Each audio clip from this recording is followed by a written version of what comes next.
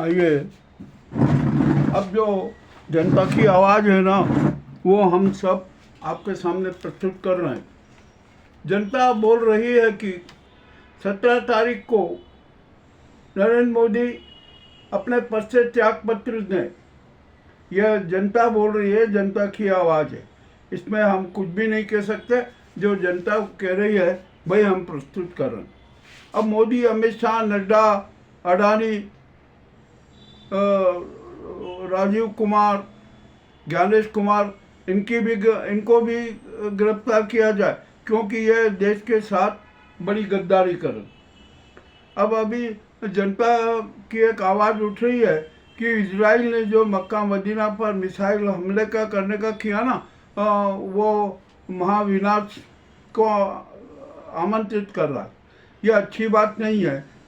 Israel में नरसंहार का खून सवार गए, यह बड़ी घातक बात है। अब यहाँ पर जनता है ना, एक बहुत बड़ी आवाज़ उठा रही है। और यह गुजराती गैंग ने अपने चहेते अडानी को जितनी भी देश में ज़मीन दी है, चाहे वो सेना की हो, वन विभाग की हो, दूसरी भी हो, किसी भी प्रकार की जो ज़मीनें उसको दी है ना, वो तत्काल प्रभाव से सरकार हस्तगत करे। जितनी भी ज़मीनें दी गई है वो सारी ज़मीन अधिकृत कर ली। इसी प्रकार जनता की आवाज़ उठ रही है कि जो विभिन्न एनजीओ को और न्यासों को जो सरकारी ज़मीन दी गई है ना, वो ज़मीन भी वापस ली जाए, क्योंकि उनका जो लक्ष्य है ना, वो दूसरा है। जो भी हो, अब क्या कह सकते हैं, मामला तो बड़ा विचित्र है।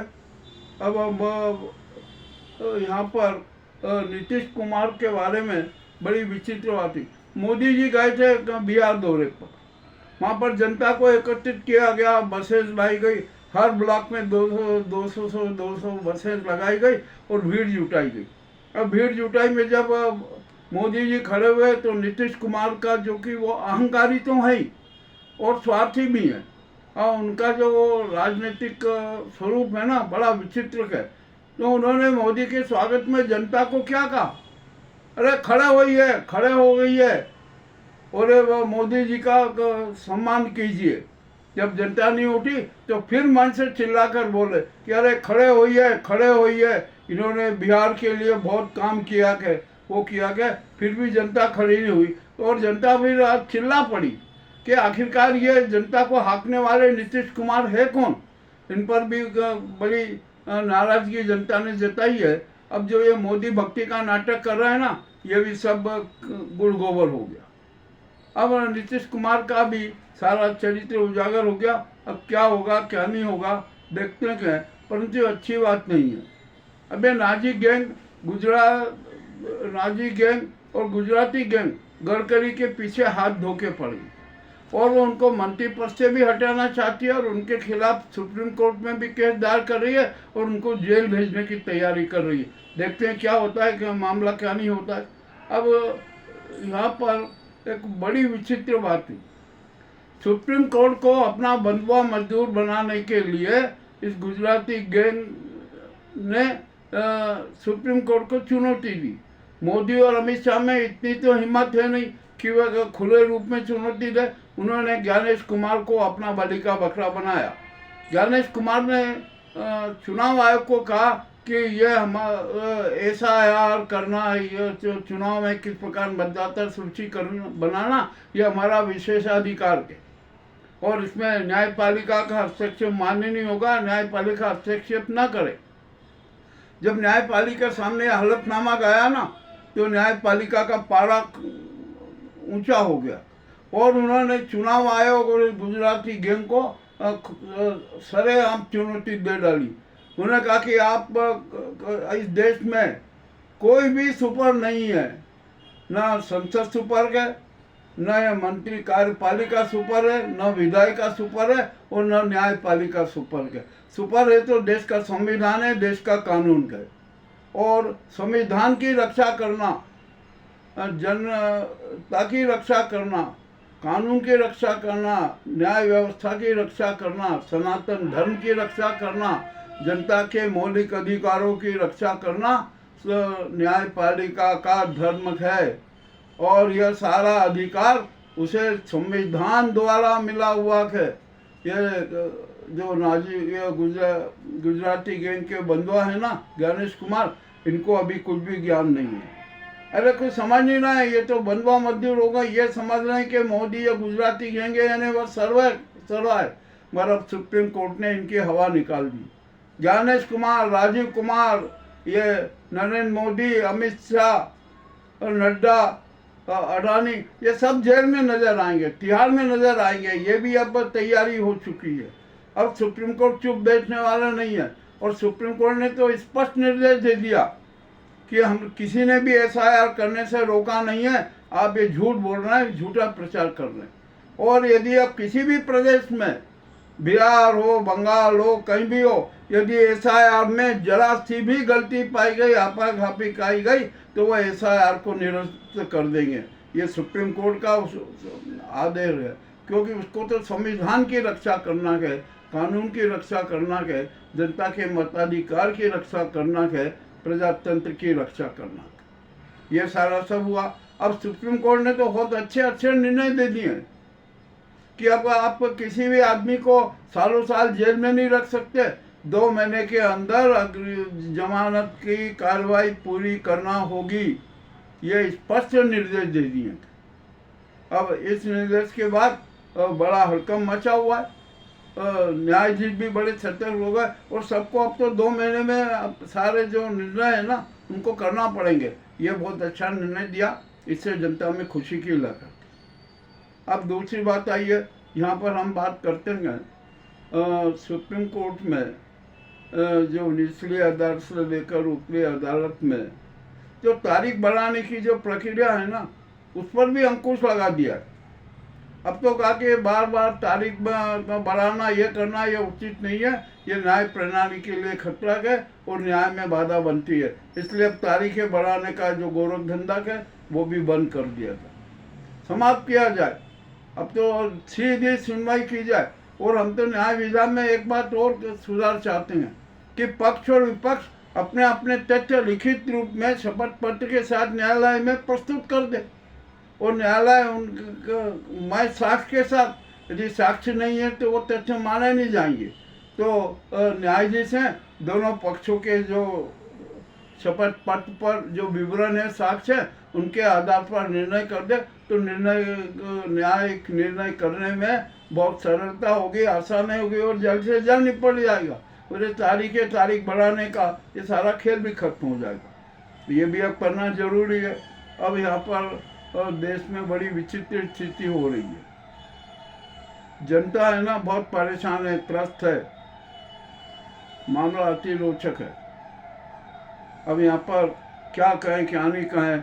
ये नाजी गुजराती गैंग तो देश में गृह युद्ध चाहती है, हिंसात्मक युद्ध चाहती है। इसके लिए भी जनता को सतर्क रहना पड़ेगा।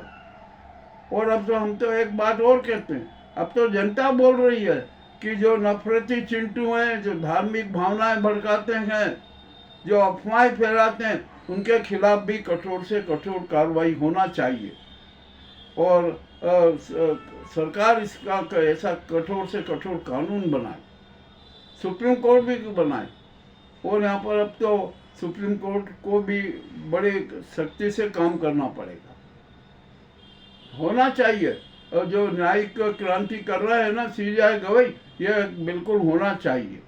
अब यहाँ पर एक बहुत मज़ेदार बात है, जनता स्पष्ट कह रही है, 90% बल्कि 95% जनता की आवाज़ है कि सीबीआई गवई जी को नवंबर में सेवानिवृत्त नहीं किया जाए और उनका कार्यकाल 2 वर्ष के लिए बढ़ाया जाए, क्योंकि वे न्यायिक व्यवस्था में पूरा सुधार ला रहे हैं, सुप्रीम कोर्ट की महिमा स्थापित करना है, संविधान की रक्षा करने के लिए पूरा युद्ध लड़ रहे हैं, कानून के लिए युद्ध लड़ रहे। तो ऐसे व्यक्ति को सेवानिवृत्ति की बजाय 2 वर्ष का कार्यकाल बढ़ा देना चाहिए। और ये सब गुजराती गैंग ने तो है ना सुप्रीम कोर्ट में सीजीआई की नियुक्ति में भी भारी घोटाले किए हैं। कनाडा ने कितने के वरीयता समाप्त की है और अपना जो पसंदीदा अपनी पसंद वाला सीजीआई बनाया और उसने क्या क्या निर्णय दिए ये भी सभी। अब यहाँ पर नाजी सरकार ने एक और नया नाटक शुरू किया कि जो सुप्रीम कोर्ट आदेश देती है वो न्याय के निर्णय के पूर्व का एक आभास होता है, स्पष्ट होता है। तो अब जो सुप्रीम कोर्ट को लज्जित करने के लिए, उस पर अंकुश लगाने के लिए ये नाजी गुजराती गैंग अध्यादेश का सहारा ले रही कि जो भी सुप्रीम कोर्ट कुछ आदेश देता है जो सरकार विरोधी होती है उसके खिलाफ अध्यादेश ले आओ, अध्यादेश जारी कर दो। और ये जो हमारी राष्ट्रपति जी है ना, ये तो इस गुजराती गैंग की हाथों की कठपुतली है, ये भी उनकी बंधुआ मजदूर बनी हुई है। वो कोई भी अध्यादेश लाएंगे, राष्ट्रपति हस्ताक्षर कर देगी। अब जनता स्पष्ट कर रही है कि राष्ट्रपति जी इनके द्वारा जो भी प्रस्तुत अध्यादेश आए ना उस पर हस्ताक्षर ना करें, और जो अध्यादेश लाने वाले हैं वो संसद में बहस के बाद ही प्रस्तुत किए जाए, लाए जाएं और राष्ट्रपति के पास में भेजे जाएं। ये जनता की आवाज़ है। अब इनकी गुजराती गैंग की नाजीवादी नीति नहीं चलेगी, जनता राज चलेगा, कानून का राज चलेगा, प्रजातंत्र की महत्ता रहेगी, संविधान के अनुसार राष्ट्र का संचालन होगा। अब ये जो ऐसी बातें हैं ना हम कर रहे हैं, अब ये जनता की जो आवाज़ है, जो जनता सोच रही है वही सोच प्रस्तुत कर रहे हैं। और अपना यहाँ पर जनता यहाँ तक कह रही है कि जो मोदी जी की फर्जी डिग्री का मामला है ना, ये भी बड़ा रोचक है। सुप्रीम कोर्ट ने तो इनकी जो डिग्री प्रसारित की थी उसको फेक घोषित कर दी। अरे तो अब ये फिर भी बेशर्म जैसे पद पर बैठे, कायदे अनुसार तो इनको तुरंत त्याग पत्र दे देना चाहिए, परंतु दे नहीं रहे हैं। अपना जन्मदिन मनाना है, रैलियाँ करना है, नए नए नाटक करना है, और विज्ञापनों के तो स्थायी कार्टून बन गए। मोदी जी हर विज्ञापन में मोदी मोदी मोदी का होता है, तो ये भैया क्यों कार्टून बन रहे हो? और आप ये गवर्नमेंट के पैसे से आप अपना व्यक्तिगत प्रचार करवा रहे हो। ये भी मामला अति रोचक होता जा रहा है। अब जनता है ना चुप नहीं बैठेगी। जब जनता की जो आवाज़ें आ रही है ना, इससे ऐसा प्रतीक हो रहा है कि जनता अब का विवेक चैतन्य हो चुका है, और जनता का विवेक सकारात्मक रूप से चैतन्य हुआ कि इसी से ये गुजराती गैंग और नाजी गैंग बहुत बेचैन है। अब ये मोहन भागवत जी देखते हैं क्या करते हैं। कल उनकी भी एक परीक्षा की घड़ी है। भाजपा के अध्यक्ष के रूप में संजय जोशी की घोषणा कल करते हैं या नहीं, ये देखेंगे। और मोदी जी का त्यागपत्र भी होना चाहिए, इसके लिए भी कठोर बात होना चाहिए। मोहन भागवत का कठोर निर्णय होना चाहिए। उन्हें सुप्रीम जो या भी यहाँ पर जो गुजराती गैंग ने जो नाटक खेला ना, उसके दलों के मार्फत जिसमें मोहन भागवत को इस गुजराती गैंग के समक्ष आत्मसमर्पण के लिए बाध्य किया था ना, ये भी मामला उजागर हो चुका था। अब यहाँ उपराष्ट्रपति चुनाव के बारे में भी जनता की स्पष्ट आवाज़ है कि उपराष्ट्रपति का चुनाव रद्द किया जाए।